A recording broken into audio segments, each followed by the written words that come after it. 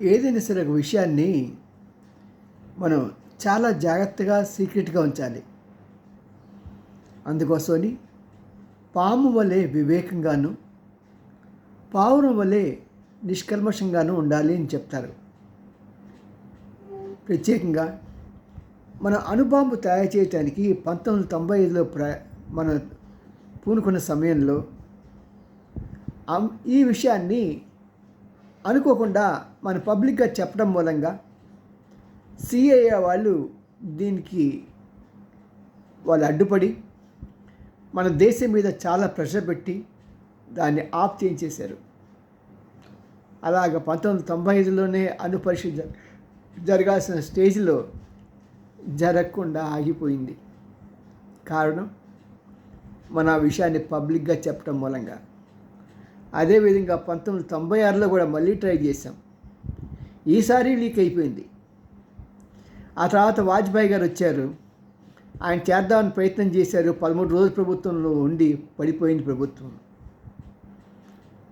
కానీ ఓ నిర్ణయం తీసుకున్నారు, దాన్ని ముందుకు తీసుకెళ్లాలని. ఆ తర్వాత మళ్ళీ వాజ్పేయి గారు వచ్చిన తర్వాత సుమారు మే 11, 1998లో ఈ ప్రాజెక్ట్ని చాలా కష్టంగా ఎవరికీ తెలియకుండా ఎంతో సీక్రెట్గా చేశారు. అబ్దుల్ కలాం గారు కానీ ఆయనతో పాటు పనిచేసే వాళ్ళందరికీ కూడా రకరకాల మారు పేర్లు ఇచ్చారు. అంతేకాకుండా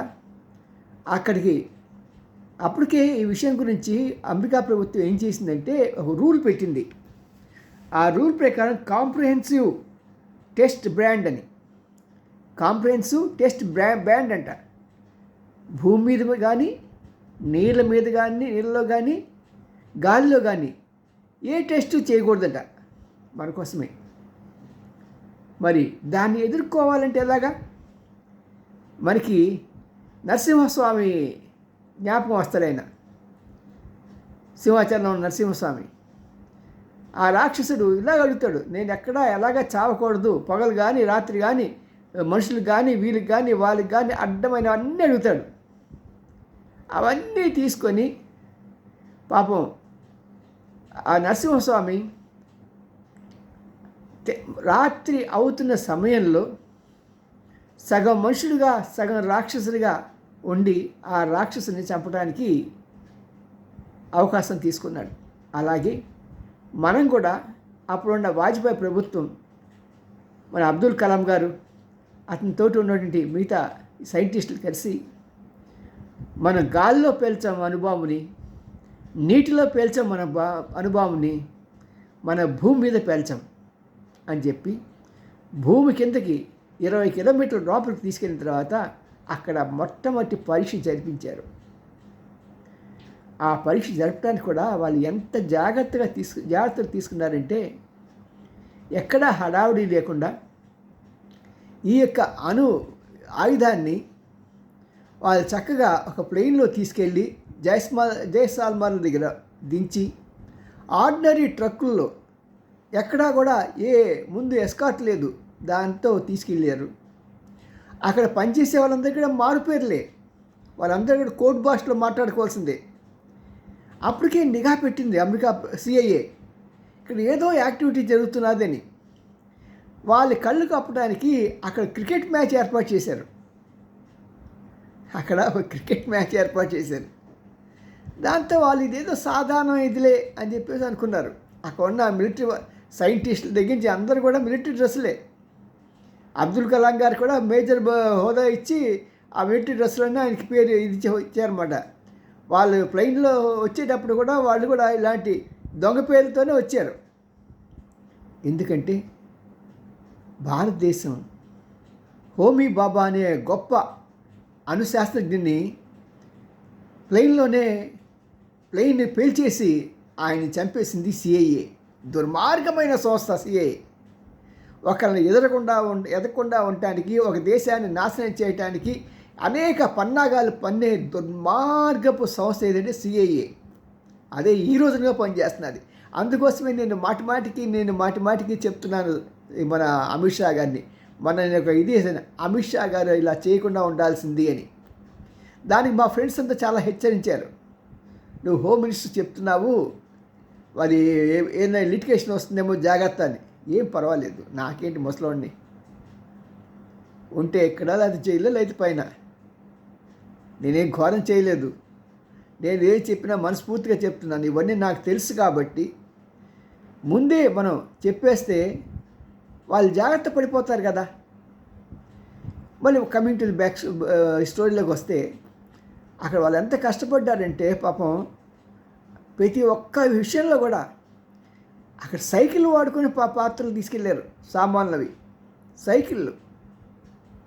అర్థం చేసుకున్నారా? సైకిల్. మరి అలాగ ఎవరికి అనుమానం లేకుండా ఎంతో జాగ్రత్తగా తీసుకువెళ్ళి సక్సెస్ఫుల్గా దాన్ని బ్లాస్ట్ చేసిన తర్వాత ప్రపంచం నెవ్వరపోయింది. అలాగే ఇప్పుడు జరగాలి బంగ్లాదేశ్లో కూడా.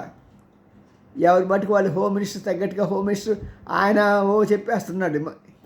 ఆయన ఏం చేయబోతున్నాడో రేపు అనేది, రేపు ఏం చేస్తామో మనం బయట చెప్పకూడదు. ఎందుకు చెప్పాలి?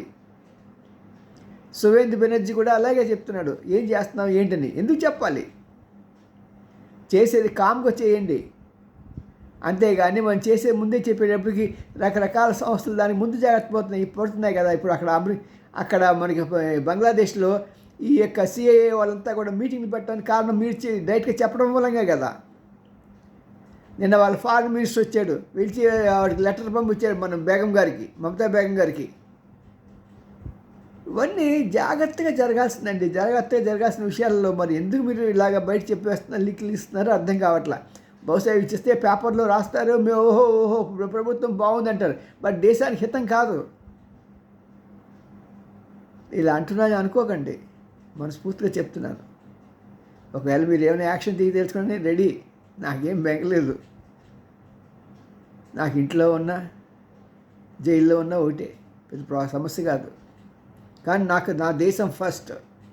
మీరు ఎలా అంటుంటారు నేషన్ ఫస్ట్ అని, నాకు నా నేషన్ ఫస్టే. అలాంటి గట్టిగా నమ్మే ఒక నిజమైన దేశభక్తుడిని, నిజమైన పత్రికా విలేకరిని. CMAN Ramji, senior journalist, Gudiganti TV.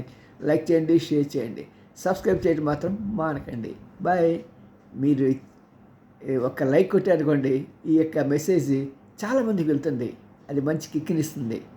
Subscribe చేసి అనుకోండి, చేస్తే ఆహా మాకు ఇంతమంది సబ్స్క్రైబ్ వస్తున్నాయంటే ఇంకొకరు ఎవరైనా సరే అంటే ఇలా మేము కొన్ని విషయాలు చెప్తున్నప్పుడు ఆయనకు మంచి సబ్స్క్రైబర్స్ ఉన్నారంటే మా జోలికి రావడం తగ్గిస్తారు. అందుకని అడుగుతున్నాం, అందుకని తప్పించి మాకు ఇంకేం లేదు.